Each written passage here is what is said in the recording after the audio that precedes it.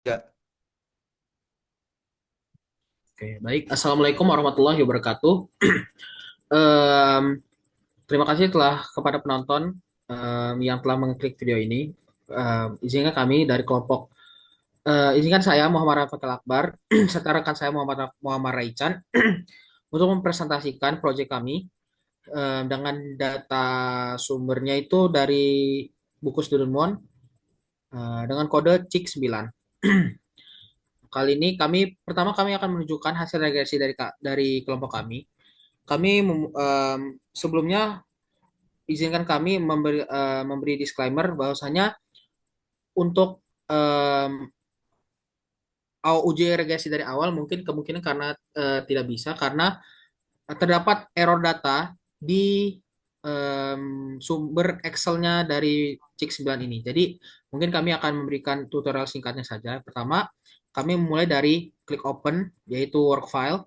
Lalu kami memilih data time series dengan tahun awalannya yaitu 1974 hingga tahun 2002. Em, dengan variabel terikatnya yaitu Y, Y itu sendiri menunjukkan konsumsi ayam per kapita dalam pound pada tahun T. Lalu selanjutnya ada variabel C yaitu harga ayam dalam sen per pound pada tahun T. Selanjutnya ada PB. PB menunjukkan harga daging sapi dalam sen per pound pada tahun T.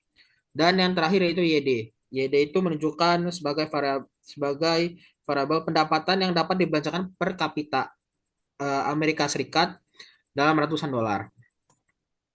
Lalu selanjutnya kami setelah mengklik work file dan memilih data time series, kami klik quick dan memasukkan um, dat, mengklik empty group, lalu memasukkan data milik CIK 9 di sini. Terdapat kesalahan titik koma di CIK 9-nya saat di copy paste di Evious, maka kami tadi sempat mengoreksinya satu persatu di sini. Lalu selanjutnya kami mengklik variabel Y, PC, PB, dan YD secara bersamaan lalu membukanya sebagai persamaan.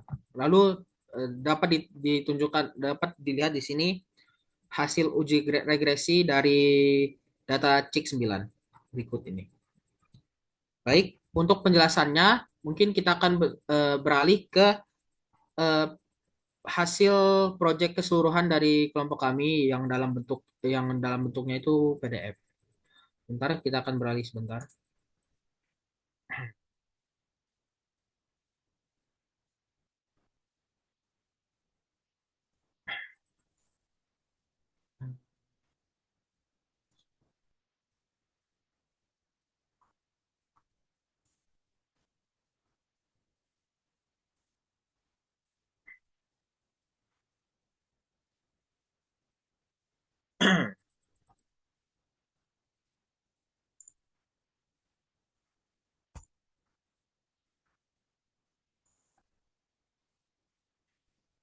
Baik, apakah sudah terlihat, Muhammad?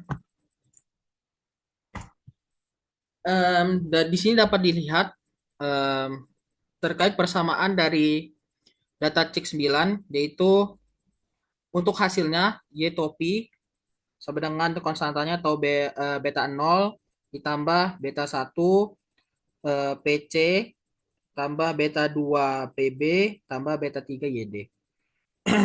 Yang untuk penjelasannya tadi sesuai yang sudah saya jelaskan sebelumnya terkait Y, PC, PB yang dan DD sudah dapat dilihat di sini. Konsumsi ayam per kapita, harga ayam, harga daging, dan pendapatan selanjutnya. Lalu untuk interpretasinya itu setelah kami cek dari hasil EVIUS-nya itu dapat di Y topinya dapat dilihat bahwasanya Y topi sama dengan 27,7 dikurang 0,11 PC ditambah 0,03 PB dan ditambah 0,23 YD. Ini menunjukkan dapat dilihat bahwasanya interpretasi hasil regresinya Untuk konstanta atau B0 yaitu 27,7 dapat diinterpretasikan sebagai berikut. Secara statistik, jika harga ayam yaitu PC, harga daging sapi PB, dan pendapatan YD bernilai nol, maka rata-rata konsumsi ayam per kapita sebesar 27,7 pound dan ceteris paribus. Namun, meskipun demikian, hal ini tidaklah mungkin apabila diterapkan di dunia nyata karena misalnya harga ayam tidak mungkin nol, harga daging sapi tidak mungkin nol, dan pendapatan tidak mungkin nol. Dan tidak dalam kondisi tersebut tidak mungkin terjadi adanya konsumsi ayam pada suatu individu ataupun masyarakat. Ya. Selanjutnya itu ada koefisien harga ayam yaitu PC yang dapat diinterpretasikan sebagai berikut. Secara statistik, kenaikan harga ayam sebesar 1 sen per pound signifikan menurunkan konsumsi ayam per kapita sebesar 0,11 pound, ceteris paribus. Selanjutnya yaitu ada koefisien harga daging sapi atau PB yang dapat diinterpretasikan sebagai berikut. Secara statistik, kenaikan harga daging sebesar 1 sen per pound signifikan meningkatkan konsumsi ayam per kapita sebesar 0,03 pound, ceteris paribus. Dan yang terakhir ada koefisien pendapatan yang dapat dibelanjakan per kapita AS atau Amerika Serikat, yaitu diwakilkan dengan variabel YD, dapat diinterpretasikan sebagai berikut. Secara statistik, kenaikan pendapatan yang dapat dibelanjakan per kapita AS sebesar 100 dolar signifikan meningkatkan konsumsi ayam per kapita sebesar 0,23 pound, ceteris paribus. Mungkin untuk selanjutnya itu dapat disampaikan oleh teman saya dan rekan saya yaitu Muhammad Muhammad Raichan. Kepada Muhammad dapat dipersilakan. Baik, di sini saya akan melanjutkan terkait penjelasan mengenai pengujian hipotesis menggunakan uji T. Dapat kita lihat bahwa sebelum kita menguji hipotesis dengan menggunakan uji T, kita harus menentukan DF-nya atau degree of freedom-nya dengan menentukan N kurang K kurang 1. N merupakan banyaknya data yang telah kita olah tadi. K merupakan banyaknya eh banyaknya PC, PB sama PB, sorry, dikurangi 1 sehingga dapat dilihat bahwa hasilnya adalah 25. Boleh Nah, kemudian setelah kita tahu bahwa degree of freedom-nya adalah 25, dalam tabel value of the T distribution dengan degree of freedom sebesar 25 dengan persentase 5% akan menghasilkan level of signature knife change sebesar 1,708. Eh, jadi kita bisa lihat bahwa levelnya itu 1,078. Jika kita melihat dari 5% dengan degree of freedom-nya itu adalah 25. Kemudian kita uji satu-satu per variabel. Variabel pertama adalah PC yang merupakan variabel dengan menunjukkan harga ayam dalam sen per pound. Kita bisa lihat bahwa H0-nya adalah beta lebih dari sama dengan 0. Kemudian HA-nya adalah beta kurang dari 0. Kemudian bisa kita lihat, kita fokuskan saja ke daerah yang diarsir. Kita bisa lihat bahwa T eh, TDF-nya ataupun T degree of freedom-nya adalah 1,708 yang telah kita lihat tadi dan juga T statistiknya adalah min 3,38. Min 3,38 bisa kita lihat dari, maaf Rehan bisa ke atas.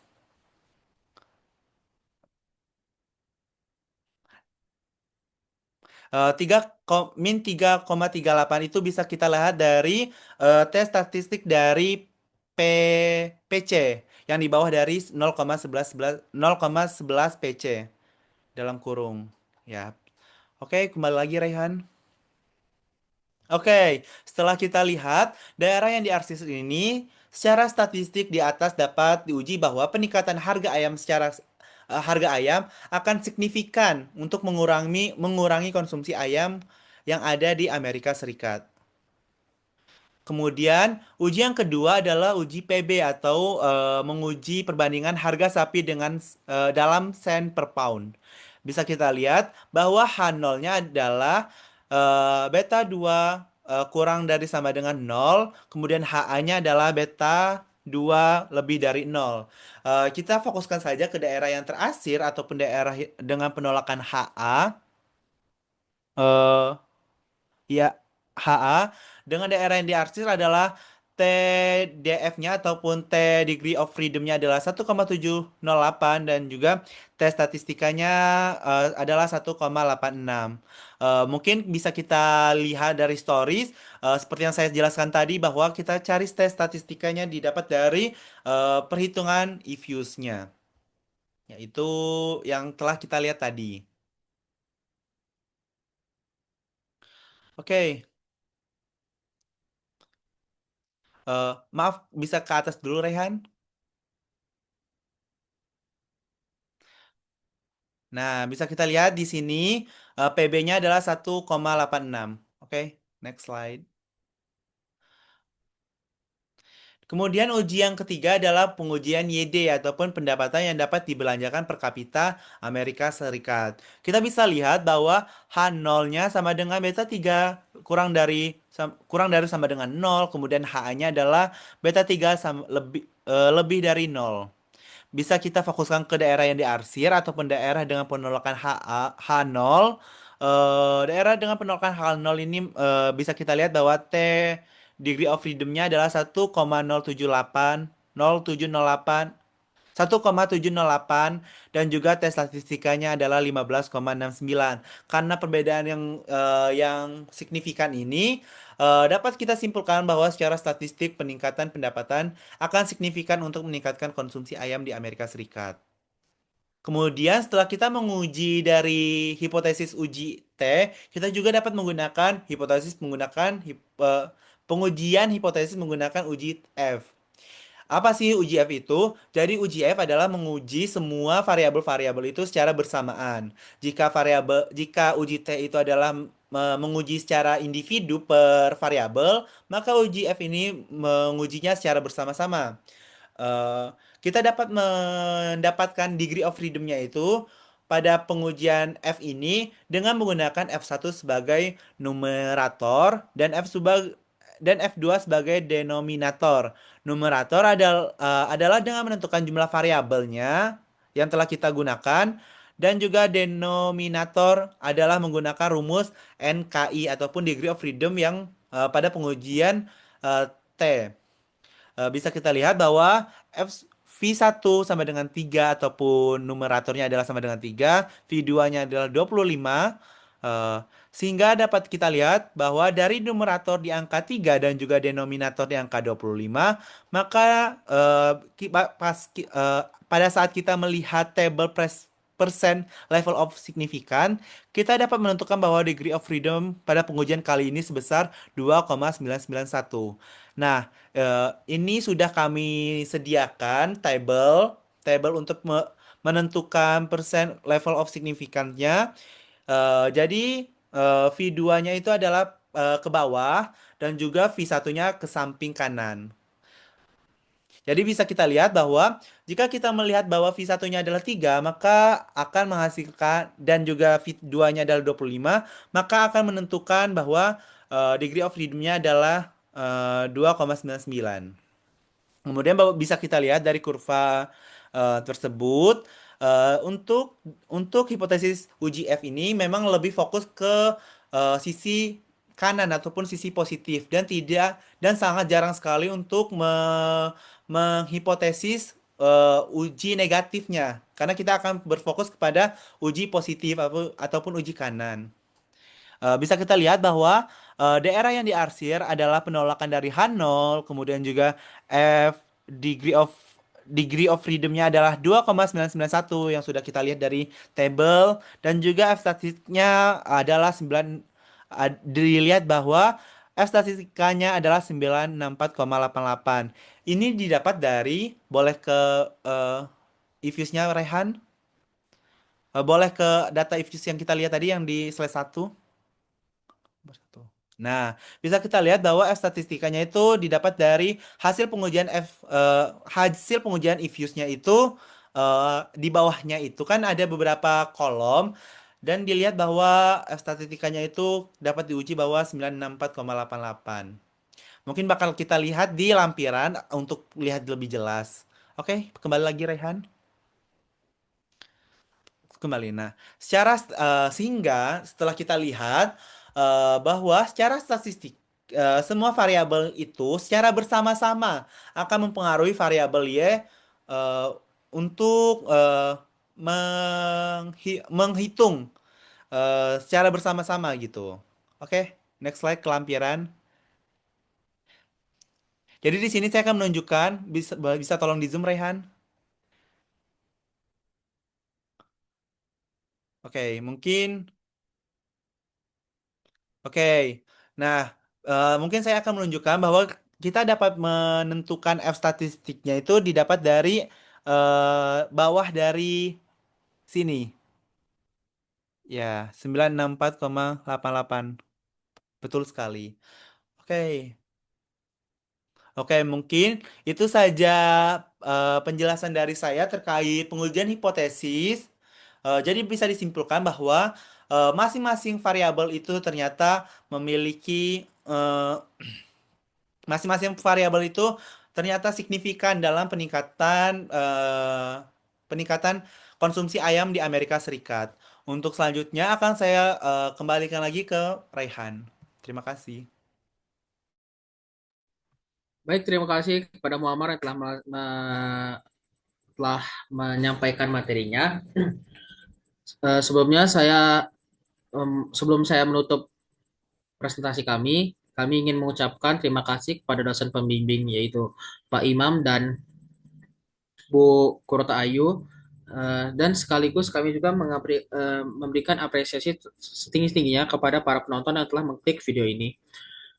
Mungkin cukup sekian dari kami. Kami akhiri wabillahi taufiq wal hidayah. Wassalamualaikum warahmatullahi wabarakatuh.